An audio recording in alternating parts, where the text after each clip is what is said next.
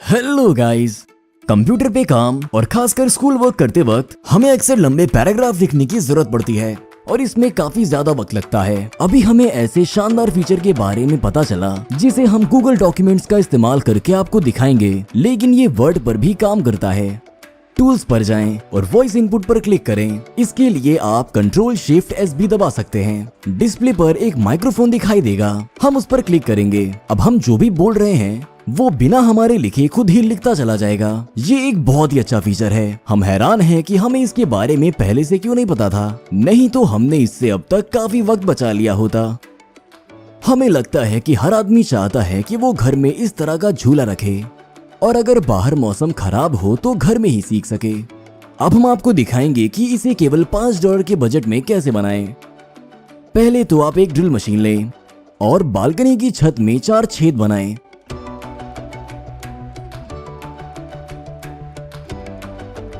फिर स्टोर से खरीदकर इन रस्सी बांधने वाले कीलों को इसमें कस दें, जिससे कि इसमें 40-50 सेंटीमीटर की नाप का एक रेक्टेंगल या स्क्वायर बन जाए। ऐसा क्यों करना है ये आपको बाद में समझ आएगा।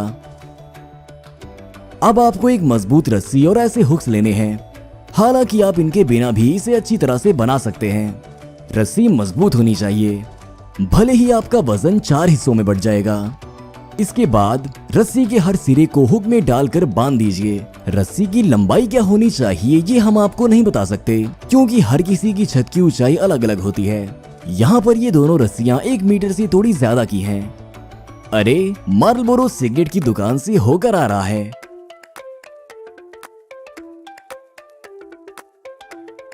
अभी किसी नाप के फावड़े या किसी और चीज का डंडा लीजिए और इसे इन रस्सियों में कुछ इस तरह से फंसाइए कि ये ऐसा दिखने लगे। फिर इन्हें इन हुक्स में लगा दीजिए और ये एक खूबसूरत, मजबूत और रिमूवेबल स्ट्रक्चर बन जाएगा। अब इसे देखकर कोई ना कोई ये जरूर कहेगा कि लटकने पर ये झूलने लगेगा, लेकिन इन चारों मजबूत हुक्स की वजह से ऐसा होना मुश्किल है और आप इसकी मदद से काफी आराम से कसरत कर सकते हैं। इसमें हम बहुत ज्यादा तरह की मूवमेंट्स तो नहीं कर सकते, लेकिन कम से कम इस तरह की कसरत करना तो काफी आसान ही है। लेकिन इसे अपने घर पर बनाने से पहले अपनी माँ की इजाजत लेना ना भूलें, नहीं तो छत में छेद करने की वजह से आपकी खैर नहीं। जब भी आप तेल की बोतल खोलते हैं तो आपको एक ऐसा ढक्कन दिखाई देता होगा, लेकिन इसे जल्दी में निकालकर फेंक ना दें। आमतौर पर छेद बहुत बड़ा होता है, जिससे तवे पर ज्यादा तेल गिर जाता है। लेकिन अगर आप इसे बस थोड़ा सा ही खोलें तो ऐसा एक खूबसूरत डिस्पेंसर बन जाएगा, जिससे तेल और आसानी से निकाला जा सकता है।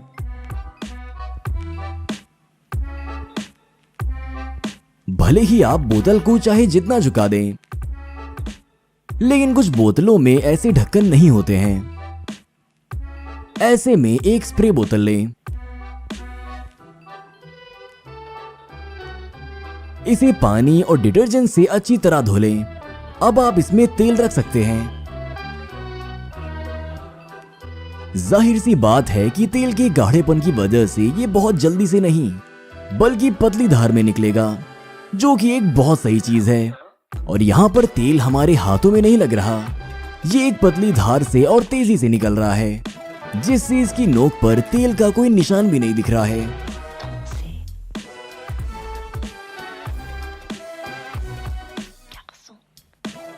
कभी कभी आपको किसी काम के लिए कहीं छेद करने की जरूरत पड़ती है, लेकिन क्या होगा अगर उस वक्त आपके पास ड्रिल मशीन की बिट ना हो? तब आप क्या करेंगे? आप छेद नहीं करेंगे। लेकिन अब हम आपको दिखाएंगे कि एक आम कील से आप एक ड्रिल मशीन की बिट कैसे बना सकते हैं। सबसे पहले हम किसी मजबूत चीज जैसे कि निहाई पर इसकी नोक को थोड़ा ठीक करेंगे।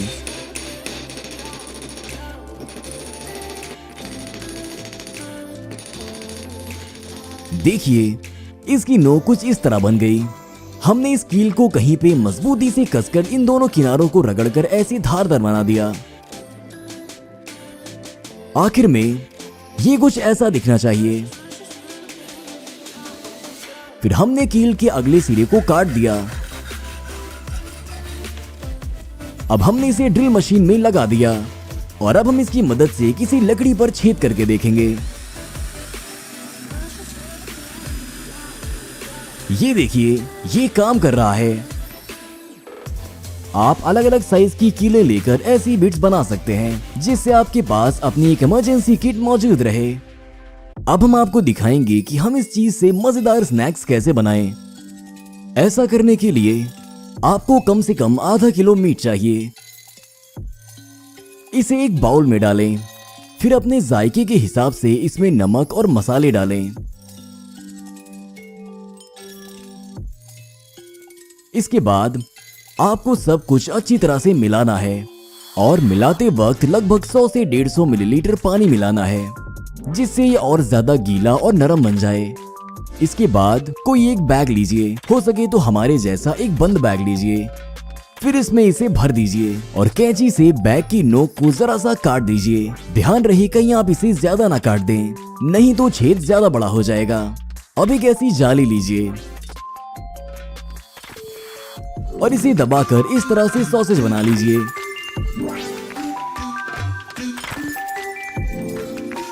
कुकी पहले से ही इनका मजा लेने के लिए बेसब्री से इंतजार कर रही है। हम आपको इसे बनाने का एक बहुत ही आम और आसान तरीका बता रहे हैं। अगर आप चाहें तो आप इसमें प्याज और बाकी सब्जियां भी मिला सकते हैं। एक बार सब कुछ तैयार हो जाने के बाद हमने इसे ओवन में रख दिया जिसमें 65 से 70 डिग्री टेम्परेचर सेट करना है। इसे यहाँ लगभग 5 घंटे तक रखना चाहिए क्योंकि हमें इन्हें सिर्फ पकाना ही नहीं है बल्कि सुखाना भी है। तो आखिरकार ये मजेदार स्टिक्स बन गई। ये किसी दुकान से खराब तो नहीं है और इनका टेस्ट किसी दुकान से कम नहीं है, लेकिन साथ ही ये ज्यादा सस्ती भी हैं। हमने इन्हें फ्रिज में रख दिया, लेकिन हम और कुकी ज्यादातर इन्हें एक दिन में ही खा जाते हैं।